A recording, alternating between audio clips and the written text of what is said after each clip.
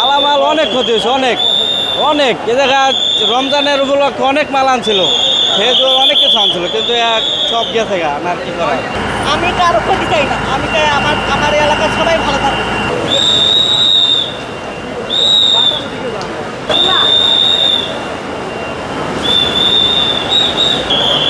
এক দিয়ে ভিতরে আসলে মুদির দোকান, আর ওই ভিতরে আসলে মুরগির দোকান, আর আসলে মাছ বাজার, আর এদিক দিয়ে আসলে ফলের দোকান। এদিক দিয়ে এই আছে, আর কোনো দোকান নাই জায়গা। মালামাল অনেক ক্ষতি হয়েছে, অনেক অনেক। এ জায়গায় রমজানের উপলক্ষে অনেক মাল আনছিল, সেহেতু অনেক কিছু আনছিল, কিন্তু সব গেছে গা, আর কি করা। অনুভবে 100 হবে দোকান, তাই না? 100 হবে ভেতরে এটা নিয়েছি। আরো যে আশেপাশে যদি আছে ওটি তো হিসাব বাদ। কারণ এর কোন থেকে কি হলো কেউ জানে নাই এখনো।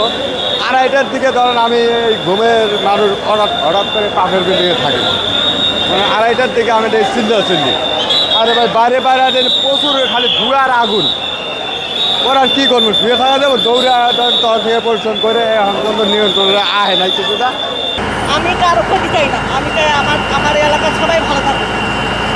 অনেকে অভিযোগ করছে যে আসলে ফায়ার সার্ভিস 1 ঘন্টা পরে, অর্থাৎ ঘটনাস্থলে আগুন লাগার 1 ঘন্টা পরে উপস্থিত হয়েছে। তো এই বিষয়টিকে আপনি কিভাবে দেখছেন বা আপনারা কি মনে করছেন, ভাইয়া আমার একটা পরিচয় আছে, আমি টিকটকার, আমার আইডিটা বিশাল।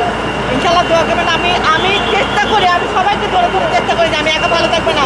সবাইকে আমি পুলিশ প্রশাসন সবাইকে জানাইছি এখানে যে তোমরা ফায়ার সার্ভিস, আমার কাছে কেউ পাত্তা দেয় নাই।